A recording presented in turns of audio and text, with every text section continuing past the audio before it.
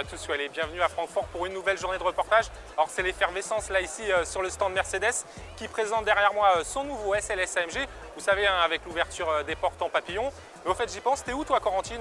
Laurent, je suis chez BMW, il y a la nouvelle X1 qui est présentée en avant-première.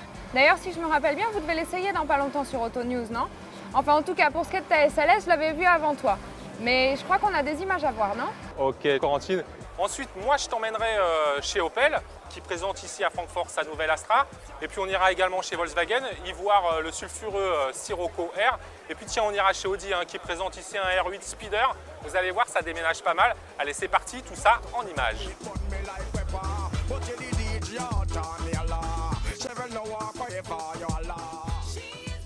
Mercedes présente en grande pompe à Francfort son SLS AMG.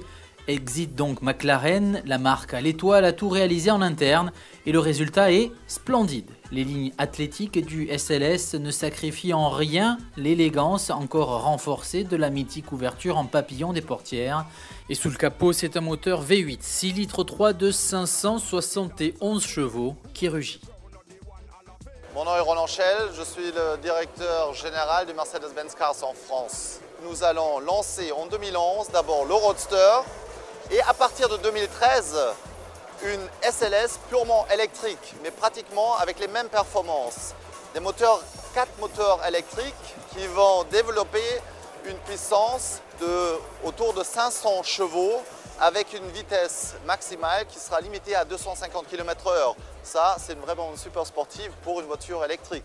Bref, ce Mercedes SLS AMG semble posséder tous les ingrédients d'une recette gagnante. Même son tarif, finalement pas aussi prohibitif que cela, 177 310 €. Enfin, façon de parler. Comme la berline, la classe E Break est une institution depuis plus de 30 ans dans la gamme Mercedes. Présenté à Francfort, le millésime 2009 constituera à nouveau l'une des rares alternatives pour qui cherche un break de standing, n'oublions pas le sens pratique. Ce gentleman déménageur est en effet capable d'engloutir près de 2000 litres de bagages, soit l'un des plus gros volumes du marché.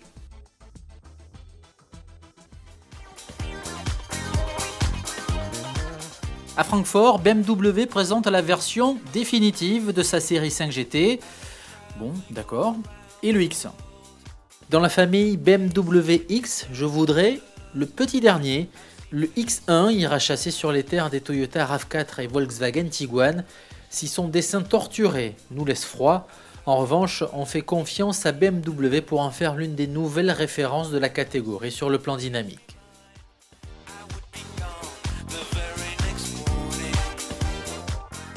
Opel joue toujours gros lorsqu'il renouvelle son Astra, solidement installé dans le peloton de tête de son segment depuis ses débuts en 1991.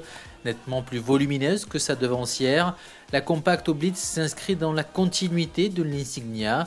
Elle compte sur ses lignes musclées et son habitacle high-tech pour repartir à l'assaut des Volkswagen Golf, Renault Mégane et autres Peugeot 308 sur le marché européen. Jusqu'à présent, la Golf et le Sirocco plafonnaient respectivement à 210 et 200 chevaux. Sous le capot des versions R, Volkswagen sort l'artillerie lourde en faisant appel à la mécanique de la cousine Audi S3 qui développe 265 chevaux. Même si la transmission intégrale demeure l'apanage de la compacte aux anneaux, voilà qui devrait permettre à la Golf et au Sirocco de faire parler la poudre. Non loin de ces deux petites bombes, Volkswagen présente aussi à Francfort sa Polo 3 portes, qui est une Polo avec 3 portes. Sur le marché des monospaces compacts, il y a le Scénic, le Picasso et les autres. En tête des seconds rôles, Ford Europe renouvelle son C-Max lors de ce salon de Francfort 2009. Sous un kinétique design très travaillé, la nouvelle génération étraîne non seulement la plateforme de la future Ford Focus, mais aussi un 1,6 litre essence 180 chevaux et une boîte à double embrayage. Chez Audi, enfin, pour cette édition 2009 du salon de Francfort, les stars se nommaient e-tron, mais on y reviendra, et R8 Spider, la version découvrable de la R8, qui était présentée avec le moteur V10, 5 litres de quattro de 525 chevaux, et dont les vocalises s'apprécieront à ciel ouvert. Assisté d'une boîte manuelle 6 rapports ou séquentielle Airtronic, c'est au choix, Déjà connu sur la R8, le V10 offre à cette découvrable des performances plus qu'honorables, le 0 à 100 km/h en 4 secondes 1 et le 0 à 200 km/h en 12 secondes 7. Vitesse de pointe 313 km/h. Audi devrait commercialiser cette R8 Spider début 2010 au tarif salé de 156 400 €. Une version équipée d'un V8 devrait également voir le jour à un tarif qu'on suppose heureusement inférieur.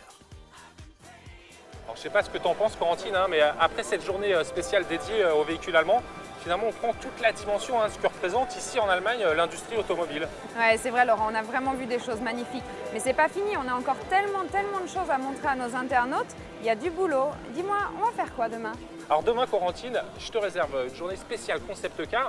On verra notamment celui qui se trouve derrière nous, là, le BMW Vision Concept. Je le filme pas trop, on garde la surprise pour demain. Et puis il y aura plein d'autres images, il y a beaucoup de concepts ici à Francfort. On va vraiment rêver. On va rêver? Ah là, je suis partante. Moi aussi, je suis partant. J'espère que vous aussi. En attendant, faites de beaux rêves. À demain. À demain.